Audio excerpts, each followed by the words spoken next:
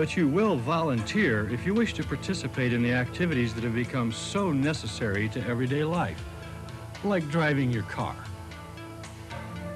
The magnetic stripe technology, currently used by the California Department of Motor Vehicles, is capable of storing little more than the information already printed on the license, a mere pittance of what authorities would like it to hold. And the cost per character is some 20 times higher than the newer IC chip smart card technology. Magnetic stripes can typically store about 80 characters of information that would cost 30 or 40 cents. Beyond storage of magnetic stripes, you need to go to a smart card. The typical cost for a smart card to give you the capability of storing 2,000 characters of information might be $2. We've got 2,000 characters of information for $2. We have 80 characters of information for about 30 or 40 cents. So a smart card, for our definition of a smart card is a device that's the same form factor as a credit card, which not only has memory, but also has a computer chip located with that memory. And it is the presence of that computer chip which enables the card to execute software which encodes and decodes information. Smart cards are quite often called contact cards because a reader-writer or a machine that is capable of inputting data and outputting data from the card actually makes contact with the surface of the chip module in order to pass data back and forth from the read-writer to the card. And these read-writers, of course, could be systems that are utilized by the consumer, for example, a telephone debit card. In this case, the read-writer would be embedded in the telephone system or whatever system is utilized for that particular card. I see the IC chip card as a big advantage. In the U.S., they're not used as much, primarily because of the mag stripe industry, which has been with us probably 50 years. The mag stripe is susceptible to fraud, and all the major banks are looking at the IC chip card as a way to prevent that fraud. You'll see multiple applications on a given card, such as possibly MasterCard, Visa, and some electronic purse functions residing on the same card, such that you can download money via your personal computer or a terminal without ever using cash. You can have a cashless ATM in your own house. It's really not possible to predict where we're going to be in 100 years from now, but it is easy to predict that within the next 10 years, we will have the electronic purse where you can walk up to the ATM machine and load basically your smart card purse with money, and you can spend that money in retail stores anywhere you want without having to carry any cash with you. Smart cards are an ideal monetary medium for the fast-approaching cashless society. But with magstripe technology so firmly entrenched, just how will the changeover be accomplished? It's going to be one of those quiet revolutions that Mr. and Mrs. America is going to open up an envelope someday from MasterCard or Visa or Discover Card or whoever it might be from their bank, and either their credit card or their ATM card is going to have a little gold spot on it. It's going to have instructions on how to use it. It might not only be a bank debit card, but it also could have identification information. It could have medical records stored on this card. There are many, many uses. France pioneered the smart card when they introduced their national telephone debit card over a decade ago. This original telephone application has spread, and now we're seeing debit cards for other applications as well. The ATM cards in Germany are going to be equipped with a chip as well as a mag stripe for the time being, and in the long run might be replaced completely by a chip card based on secure memory.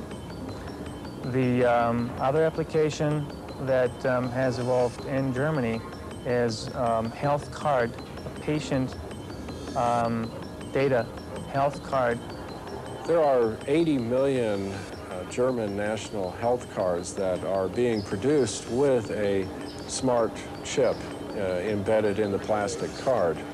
And of this 80 million, 70% of those cards are being manufactured using the Meinenziegel & Co. High-volume production equipment.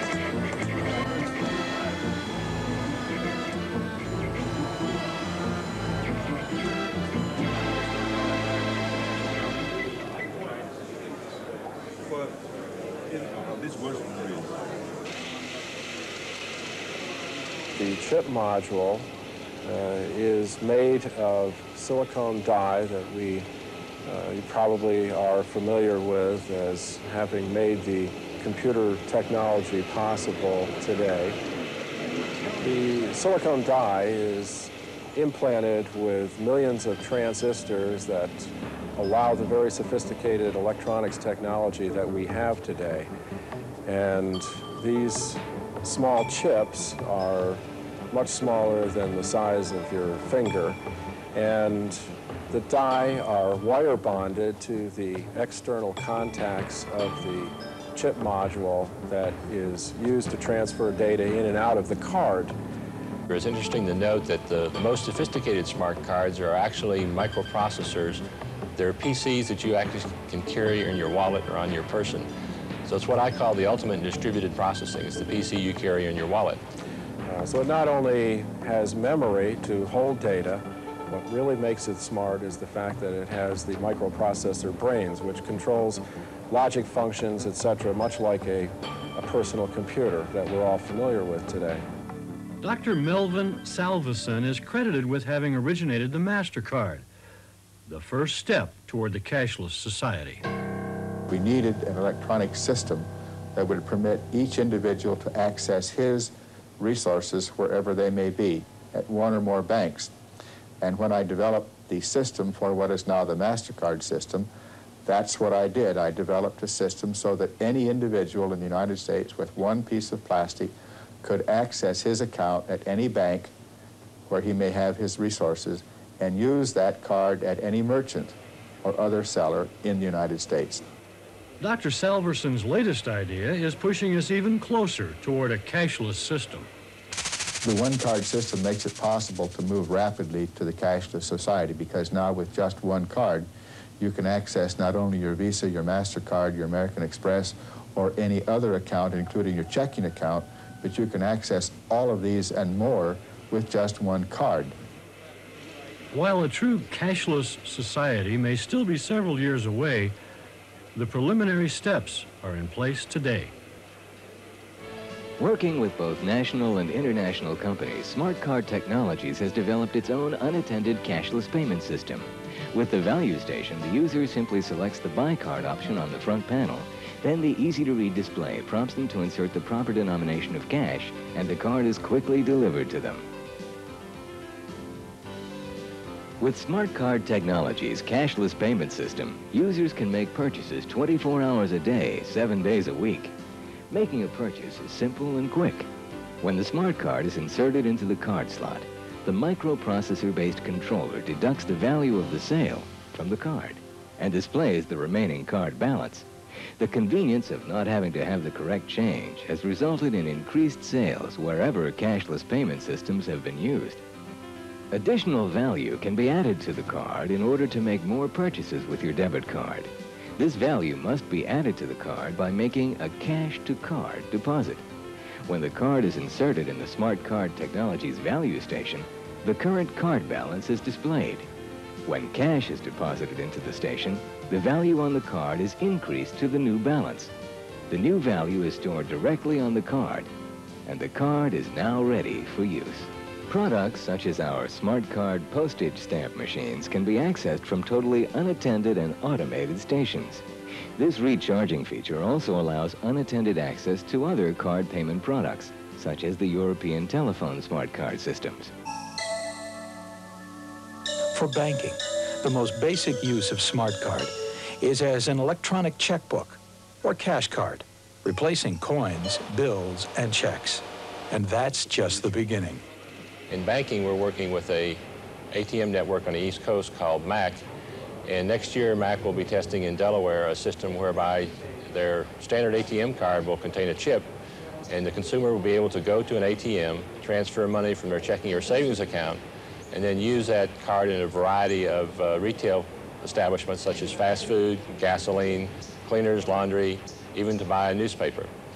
In the telecommunications area, we're seeing two major developments. One in the prepaid telephone card that right now is being pioneered by US West in Seattle, Washington, and also in an area that internationally is called GSM, or Global System for Mobile Telecommunications, which here in the US is called PCS, or Personal Communication Services. I travel a lot. I don't like carrying large sums of money. That's why I use credit cards, but there are some areas where you can't use credit cards.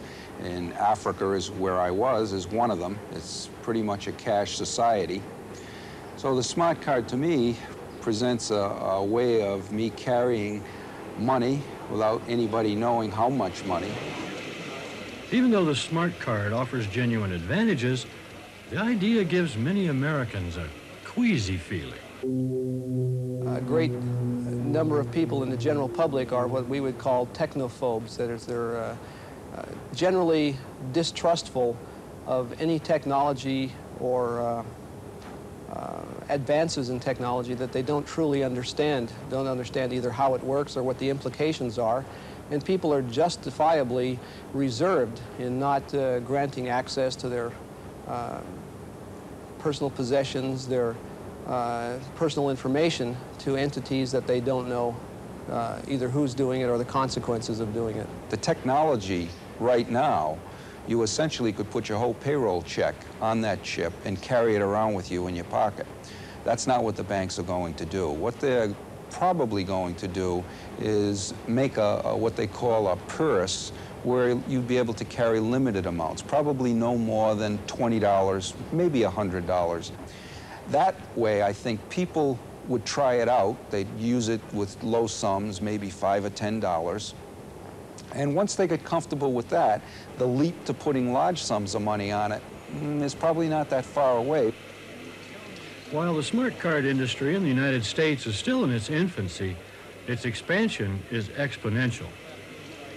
Right now, the smart card industry is growing at a tremendous pace. Our own company is growing at a rate of about 50% a year, which I think reflects the overall industry growth.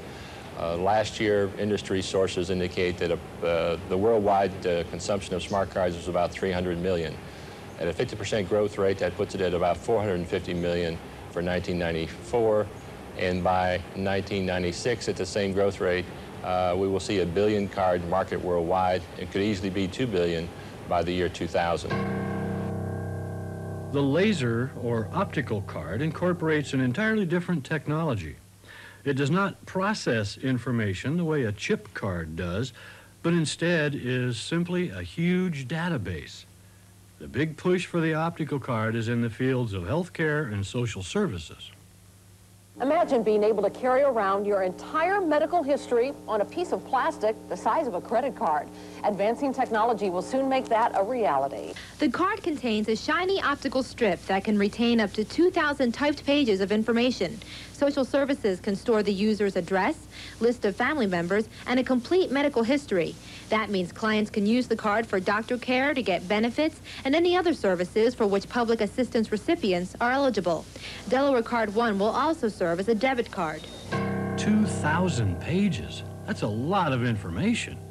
It would take a stack of ordinary credit cards nearly as high as a telephone pole to hold the same amount of data contained in a single laser card. This is a familiar sight in any radiology department. It's called the film room. Stored here is 1.5 years worth of x-ray film, 32,000 sheets in all. But one day, rooms like this one may be obsolete. Instead of being stacked on shelves,